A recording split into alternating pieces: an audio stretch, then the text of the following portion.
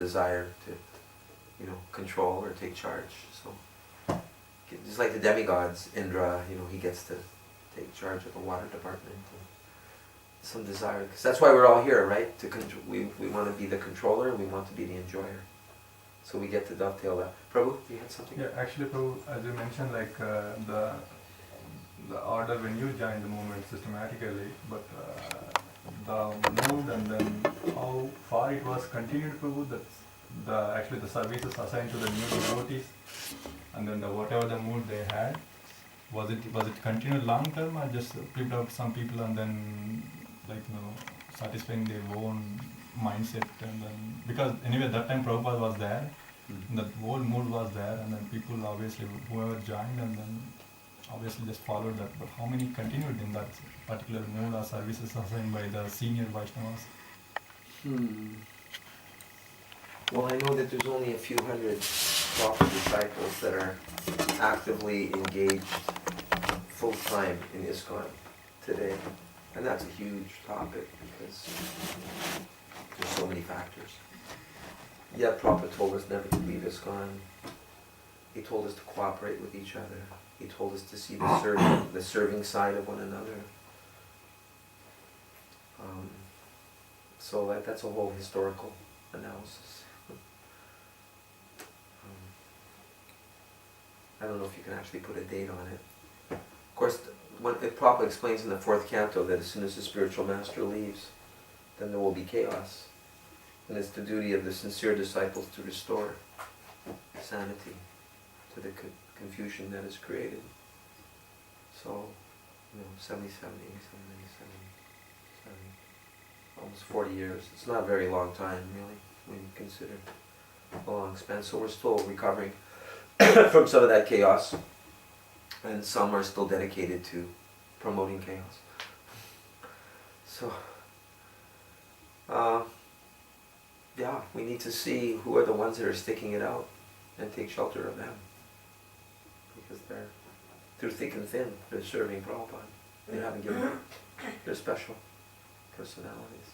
Prabhupada said, "Don't be surprised who leaves. Be surprised who stays." One devotee went to Prabhupada one day, "Prabhupada, I can't believe it that so-and-so left." He said, "Why are you surprised? Be surprised who stays. Don't be surprised who leaves." But we also know, Prabhupada said that once having started the process of devotional service, we cannot, it's only a matter of time. And he said, "I will come back for you, but don't make me come back." Yes, Mother? Because I see, when I meet devotees, different places, I see there are so many sweet devotees. So many sweet devotees you meet. And it's a feeling that you create these relationships, because I think is one of the things I think is important in my life.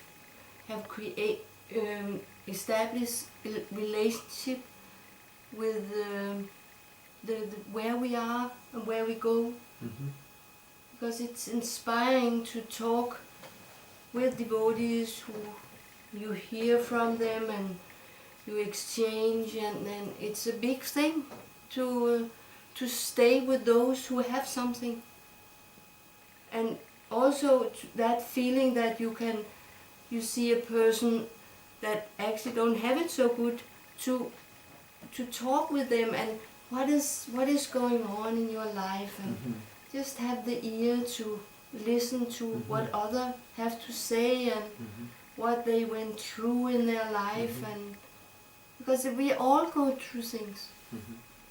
We have our things we go through, and we all know, all of us, there are things that is painful for us. But Krishna gives us that sweetness in our life. Krishna do. And he do it through the devotees also, through our seva. Yeah.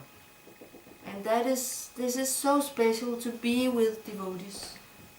And as long as you have this attitude of gratitude that you have, then you'll just receive more and more. But when we forget to count our blessings, that's dangerous, because then we can take each other for granted and offend one another. It's a very nice attitude you have. And we should have the same attitude towards our congregational members. I have it because of the devotees. This is that verse you gave me. I don't have anything, but I pray my spiritual master to help me with these things because it's a struggle for all of us. Mm-hmm. And if you, like you always listen to Prabhupada, you know what Prabhupada gives you. And we have the same with our spiritual master. That sweetness he gives us is special. And we carry that to others always if we want. Yes, please continue to do that. So this red book, today we will read the Chaitanya Charitamrita. So, alright, we're prasadam. Go hungry till the evening. After some time, Brahmananda would also lead the kirtans in the park and oversee all the expenditures. And he would, he was even the bouncer when necessary. Yeah, we don't want to have to throw people out of the temple. And it's not a very pleasant experience. We can mourn once, we can mourn twice, we can mourn 3 times. Difficult situation. And also, I'll give some self-disclosure here. I got myself into a lot of trouble once with the God brother. This realization actually only came to me recently, like it took a few years. But it came. And I came back from India one year to the Montreal temple. And the Indian population, some members of the Indian community came to me, "Oh Gaura Prabhu, so-and-so devotee got thrown out of the temple. He was thrown into the snow outside." And when you hear about these kind of situations, it's so easy for your emotions to be carried away. What? He did that to that person? And then you start thinking, well, I'm not saying you should think that way, but you can start thinking, I'm going to look into this. I'm going to make sure that there's justice. But you may not know what you're getting into if you don't have all the details, if you don't take the time to look into it. It's so easy to get swayed because one individual is having some problem. But what did that individual do to create those problems for themselves? Not everyone is they may just see, the external circumstance. Anyway, what I found out later on down the line was that this individual was chit-chatting in the hallway, because we had one class in French upstairs and one class in English downstairs. And the rule was that no one will talk in the hallway during the Sunday lecture, because in the hallway it would reverberate and you would hear it where the class was being given. You'd hear people talking and laughing, and it was a disturbance. So, anyway, I did not listen to both sides of the story, but I tried to apply it in a cool-headed way, and I went up to the temple president and I said, "Excuse me, Prabhu," he was actually my senior godbrother. I said, "Some members of our congregation are disturbed because they said that you threw such and such a devotee out." And he said, "Take it to the board." And I was expecting him to be humble towards me. And because he wasn't humble towards me, then there was, you could say, a battle of false egos. Because I thought, that's no way to speak to me. I wish I shouldn't have been thinking this way, because I was looking for some respect. So the whole thing backfired on me. Anyway, the story was that this temple president found this individual in the hallway. He was transferring the Mahaprasadam. And he said to him, "Please go to the English or the French class." And this devotee was a little arrogant, a little flippant. He was not initiated, and he was puffed up. And he continued his chit-chatting in the hallway. The temple president, after wandering around, came by a second time, warned him twice. He came by a third time, and he was still talking in the hallway. And he took him. I don't know exactly, but... So, you know, my tendency, being a little sentimental sometimes, was to take the side of the underdog, that, you know, even if that person's creating a disturbance, we don't just put someone in the snow. I mean, maybe someone may have to. Anyway,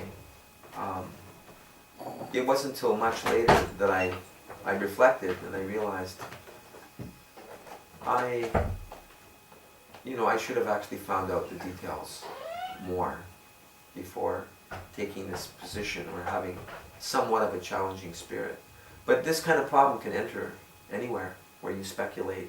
Some individual in the community is complaining against the temple authority, and the tendency is to take sides and start, without even having any understanding of the circumstance, and actually making offenses towards the devotees who are actually trying to serve and maintain the temple. So Krishna consciousness is a razor's edge. My mom used to say, look before you leap. Before crossing the street, stop, look, and listen. So yeah, mother's advice is there. It's lifetime wisdom that can apply in Krishna consciousness as well. Acting as the bouncer. Not a task that I'd want to know. Brahmananda Prabhu had been a boxing or wrestling champion. So it was a service that, and plus he's a very big devotee, so you wouldn't want to argue with him. He used that in Krishna's service. So he remembers one instance in particular. Once while Swamiji was giving a lecture, some neighborhood boys, kids, were making noise right outside the storefront. That's 26 2nd Avenue, New York, in Manhattan. They were talking loudly, deliberately shouting, and then laughing. It was disturbing the whole lecture, so I went out and told them to stop. I made a gesture to come after them, and they ran away. So I went back in, hoping that that would be the end of it. But they returned, creating an even louder disturbance. So I actually ran out after them. Finally, I caught up with them around the corner, and I gave them a good shaking. In the end, they walked away, upset. Later that night, they came back and threw rocks at the front window of the storefront. It was a big window, not like now. A full-length window, very expensive. We couldn't afford to replace it, so it was a big shock, and I got upset. In fact, I was crying, so ashamed that I got angry at these kids. And as a result, look what happened. I told Swamiji, and he didn't say anything. He just came down in the morning to give the class as usual, but then he looked at the broken window and he held his head up in this distinct way, as if to say that he was disgusted by the whole thing. Then he said very sternly, as soon as the stopping chants, Maya comes. Then he looked right at me. And I understood. If Swamiji had indicated that he was disturbed by the boys, or if he had said, quiet them down, then I would have been justified. But he wasn't disturbed by it at all. I was disturbed. That's the difference. So I wasn't defending Swamiji by going after them. I was defending myself, my ego. It was an important lesson for me. Yeah, so often we're thinking, Prabhupada said, or we're thinking, I'm doing this for Prabhupada, but it could just be for our false ego. Because we're thinking, I'm senior here, I'm the authority, you're not listening to me. But it's all false ego. Yeah. How do we solve this situation that, when somebody gives lectures in the temple room, like I was in North Carolina with Krishna Maharaj, and he had children nearly on the Vyasa with him during the morning Bhagavatam class. And then there are other visiting or, speakers during Sunday feast lectures. Like all the speakers are so different. you know, like the level of noise or What like, they can tolerate. What exactly. They can, yeah. So You have to be sensitive to the individual, what they can take, what they can. okay. As soon as the chanting stops, Maya comes. This would be something that Swamiji would repeat again and again. It was something his guru, Srila Bhaktisiddhanta Saraswati, had taught him. The safest place in the material world is in the kirtan of the holy name. Isn't it true? There may be even some devotee that you just don't get along with.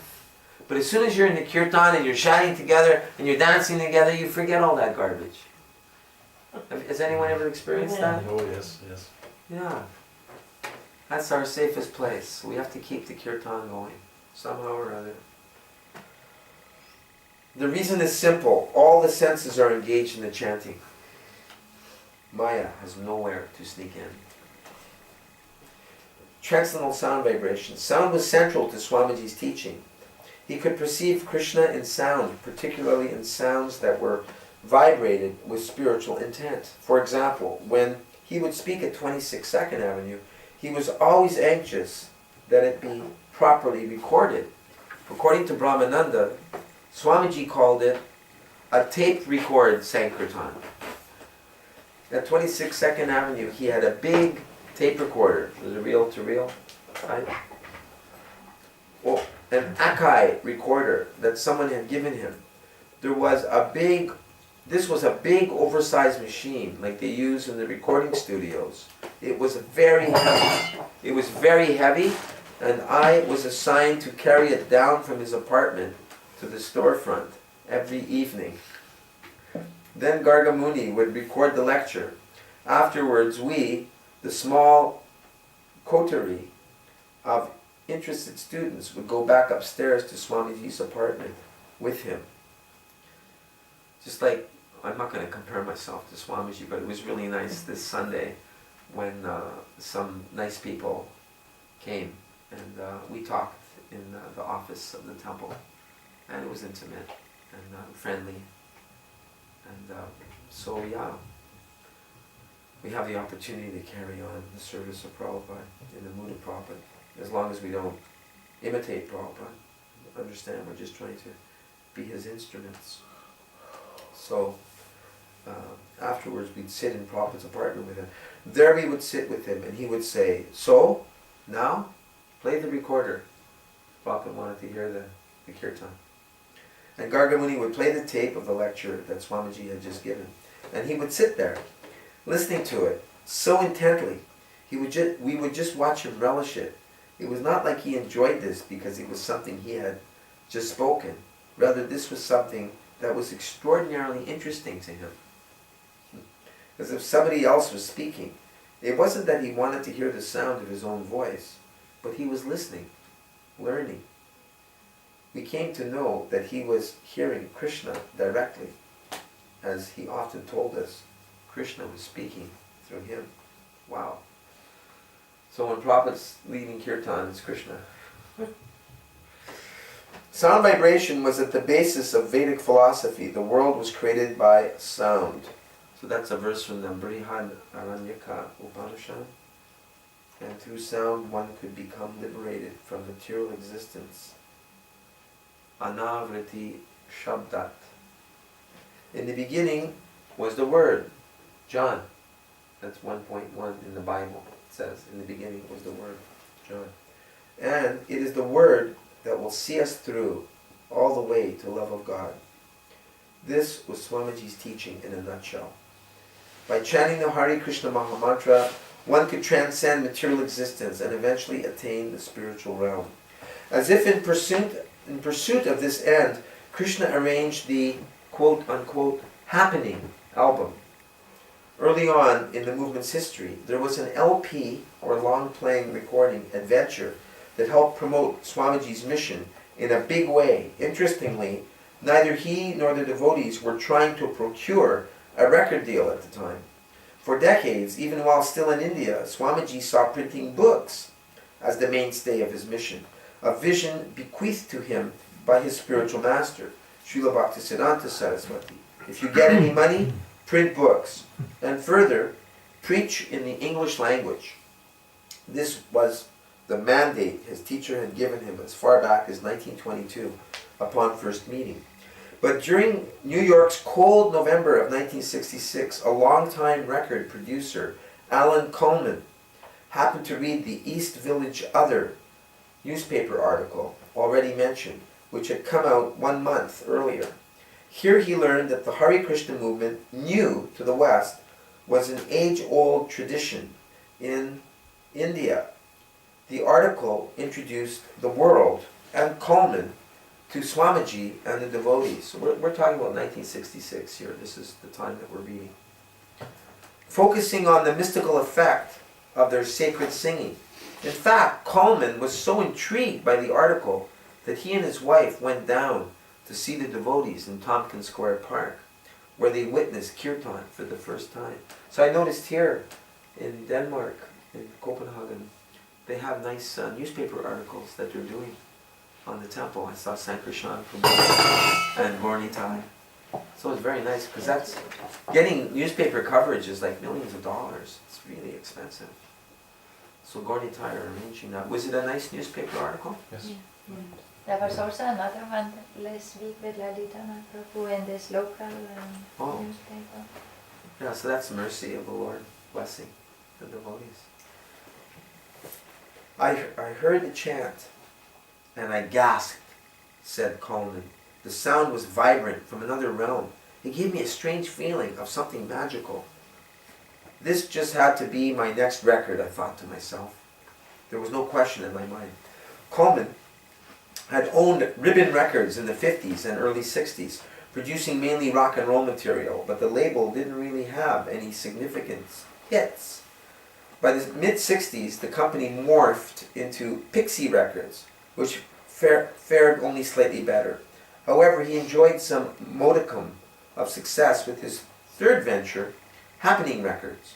He used the label to produce a few spoken word LPs, giving an audible forum to people like Timothy Leary, Malcolm X, and Mark Lane, who at the time was quite vocal in his theories about, quote unquote, the Kennedy assassination. It was a novel approach in the recording industry, and people were quickly catching on.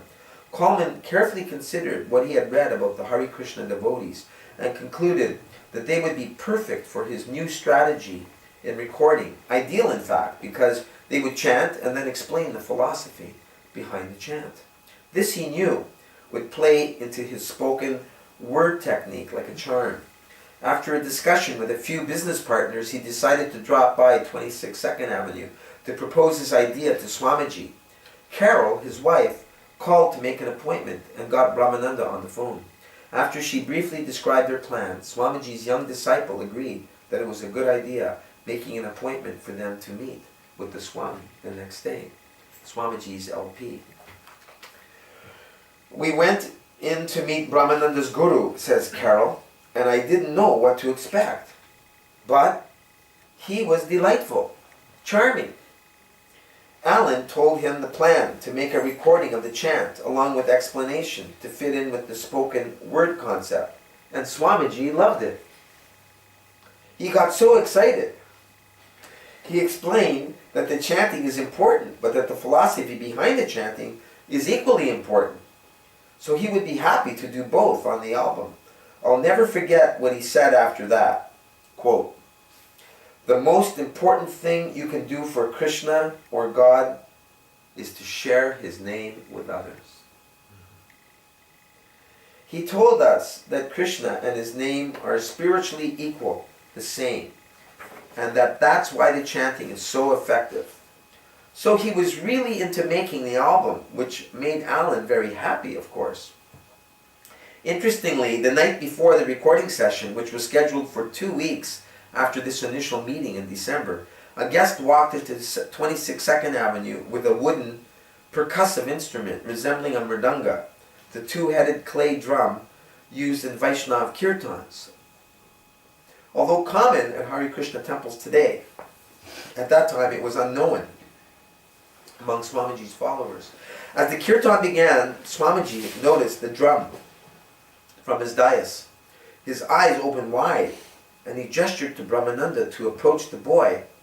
and to bring the instrument to him, which he did. In a few moments, immersed in the kirtan, Swamiji was playing the instrument like a master musician, and the devotees were enthralled. This was a side of their guru they had not seen before.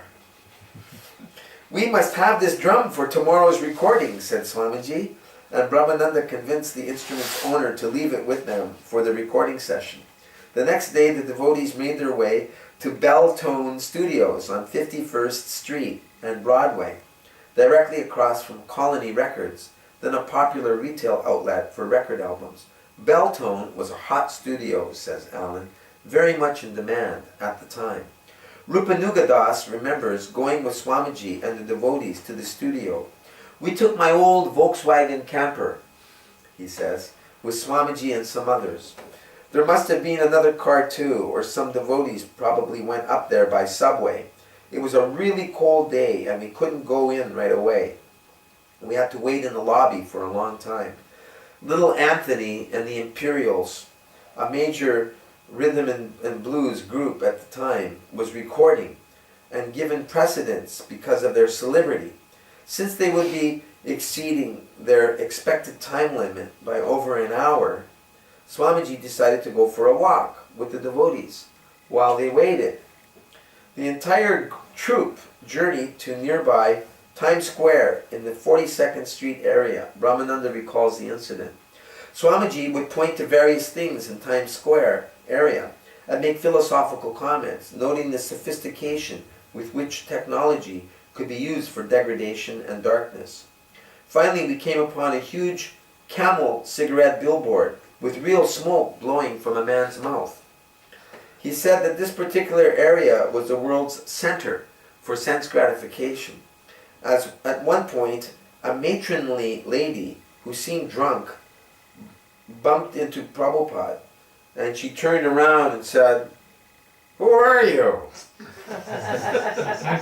He just answered, "I'm a Hindu monk." He smiled at her and we walked on.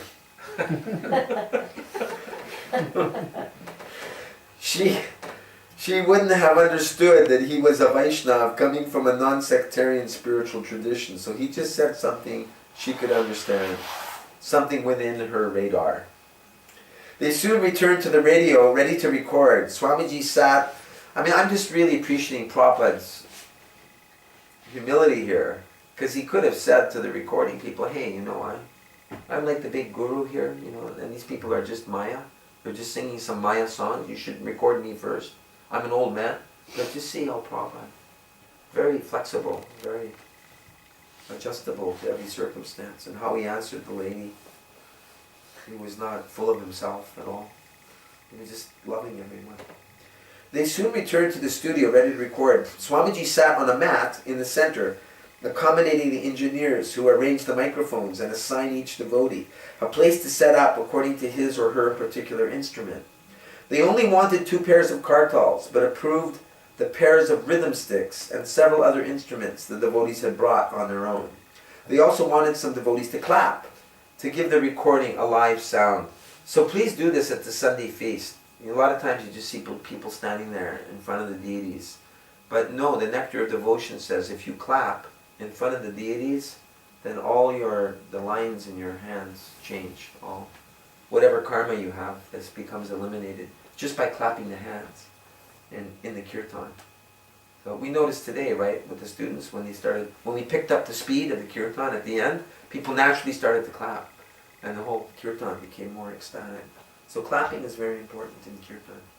We started recording immediately, says Alan, and Swamiji burst into the Hare Krishna chant. Hare Krishna, Krishna Krishna,